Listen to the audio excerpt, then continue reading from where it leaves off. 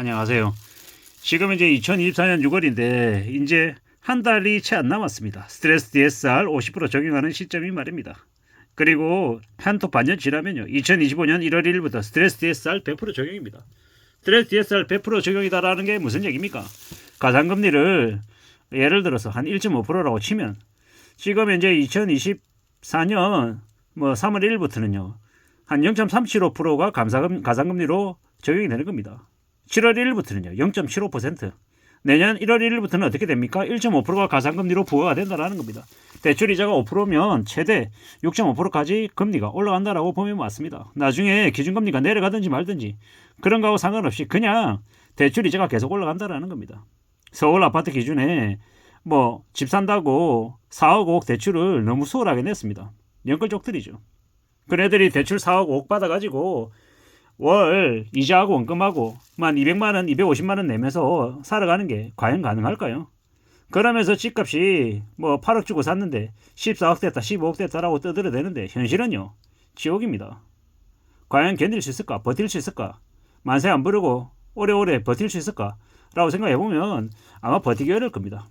2025년이나 2026년 25년쯤부터 대거 두 손 두 발 들 것 같습니다. 그러면 경매 나오는 게 한 2년쯤 걸린다고 하죠. 2025년 초에 두 손 두 발 들면 대략 한 2027년 초에 경매 물량으로 이제 나오는 겁니다. 지금요, 갖고 있는 집값이 아파트 가격이 30억이다, 25억이다 떠들어대는 거 아무 의미 없습니다. 명목 가격이 중요한 게 아니라 실제로 팔아서 내 손에 쥐어야 그게 내 돈인 거죠. 그리고 아파트 가격이 명목 가격이 20억이든 30억이든 50억이든 그거 별도로 하고 그 부동산 때문에 내가 은행에다 돈을 더 갖다 줘야 되는 그런 일이 생기면 그냥 깝깝한 겁니다. 이래저래 여윳돈 가지고 그래도 은행의 잔고가 500만 원이든 1000만 원이든 2000만 원이든 있고 언제든지 어려운 일이나 급한 일이 생겼을 때 통장 잔고에서 돈 꺼내 가지고 대처할 수 있고 하면 그럼 되게 잘 사는 거예요. 그리고 매일매일 매달 가만히 있어도 월급 나오고 배당 나오고 채권 이자 들어오고 월세 나오고 이러저렇게 사는 사람들은 되게 여유롭고 풍요롭게 살죠. 일주일에 한 번씩 계속 돈 들어오는 게 있으면 얼마나 행복하고 감사한데요.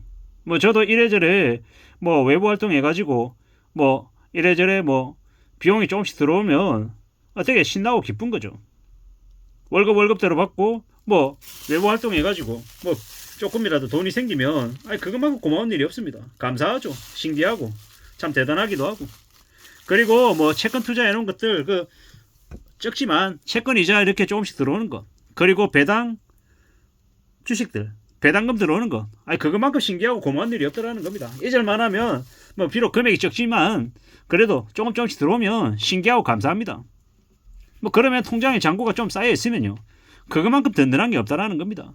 어딘가 외출할 때 제 지갑에 5만원짜리 2장 10만원 딱 들고 있으면 든든합니다. 아무 짓도 안 해도.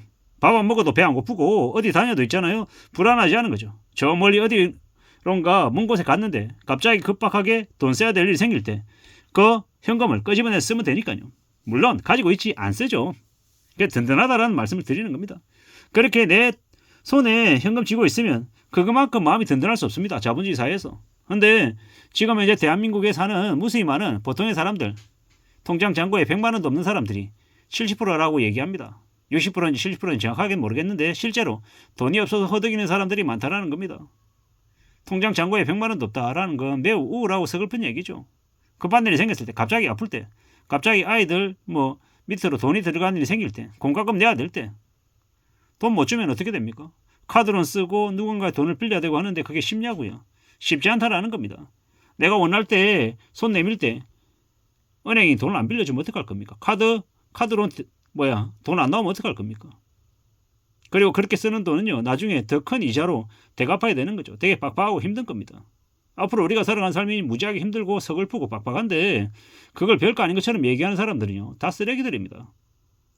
그 쓰레기들이 말하는 말에 놀아나면 인생이 어떻게 됩니까? 휘둘리다가 나중에 막장까지 내몰리는 거죠. 막장까지 내몰리면 신장 장기 팔고 몸 팔고 팔 수 있는 모든 거 다 파는 되게 하층민이 되는 겁니다. 얼마나 서글픕니까? 맞아도 있잖아요. 제대로 소리도 못하고 자존심 이런 거 없는 거죠. 그냥 간쓸게 다 내려놓고 그냥 아래로 추락할 수밖에 없는 겁니다. 그게 연끌족들, 무리하게 빚내고 사는 사람들, 현실 세계에서 책임감 가지지 않고 있으면 잡아 쓰고 나 몰라라 하고 남들에게 뭐 뻔뻔하게 돈 빌리고 안 갚고 등쳐먹고 이용해 먹고 당장 눈앞에서는 울고 짜면서 뭐 도와달라고 얘기했다가 돈 받으면 안면 몰수하는 그런 쓰레기 같은 인간들이 겪게 되는 이제 결론들입니다. 앞으로 우리가 살아가면서 얼마나 많은 이 온갖 이 시행착오와 온갖 어려운 일들을 겪을까요? 우리는 정신 바짝 차리고 살아야 됩니다. 조심하며 지내야 된다는 거죠. 살면서 별의별 놈들 다 겪게 되는데 참 조심조심해야 되는 거고 내 안에 마음이나 욕망 이런 것들도 잘 조절하고 잘 제어하며 살아야 될 것 같습니다. 내가 욕망을 욕심을 이거 잘못 부리면 내 인생과 나의 가족의 인생이 같이 파멸로 갈 수 있기 때문입니다. 조심해야죠. 두려워해야 됩니다. 천천히 움직이고 천천히 결정하고 심사숙고해야 된다는 말씀을 계속 드립니다. 지금의 엄청나게 개막장 시대다라는 거. 뭐 갑자기 사람들이 우두두 한 방에 다 망하고 몰락하고 하지 않습니다. 시간이 걸립니다. 망하는 것도 시간이 오래 걸린다라는 것 잊지 말아야 됩니다. 2024년 6월인데요. 7월부터 스트레스 DSR 50% 적용된다라는 거 말씀드리고 싶었고 시간이 지나면 지날수록 힘들고 어려운 일들은 계속 아마 벌어질 것 같습니다. 그래서 어떻게 살아야 됩니까? 마음 단단히 먹고 정말로 신중하게 또 조심하며 살아가야 될 것 같습니다. 그래야 삶이 안전해진다라는 겁니다. 이제 ISA 계좌나 IRP 계좌나 영업저축 뭐 이런 것들도 관심 가지고 노후를 위해서 준비하고 또 준비하면서 지내야 될 것 같습니다. 함부로 일확천금이나 뭐 주식 투자해가지고 5-10배 볼 거다 이런 생각은 안 하는 게 좋을 것 같고 조용히 차근차근 축적해 나가고 다듬어 나가는 게 제일 좋을 것 같습니다. 살아가는 삶이 쉽지 않죠. 많이 어렵습니다. 내 생각대로 흘러가지 않을 수도 있고 답답할 수도 있고 여러 가지의 고충들이 많이 생길 수도 있습니다. 그렇기 때문에 조금씩 궁리하고 다듬어가고 따져보면서 움직여야죠. 그래야 된다라고 말씀을 드리고 싶습니다. 천천히 차근차근 만들어가야죠. 사는 게 정말 쉽지 않습니다. 특히나 지금 연끌족들이 괜찮은 것처럼 별거 아닌 것처럼 얘기하지만 속이 타들어갈 겁니다. 그들이 하루하루 견디는 게 한 달, 2달 견디는 게 보통 일이 아닐 거다라는 겁니다. 가만히 있는데도 나가야 될 돈이 엄청나게 많아지면 어떻게 삽니까? 보통의 사람들에게 4억 5억 대출이 별거 아닌 것처럼 얘기한 놈들은 전부 다 악마들입니다. 4억 5억을 빌리면요 죽을 때까지 못 갚을 수도 있다는 겁니다. 그 엄청난 금액을 아무렇지도 않게 빌렸다.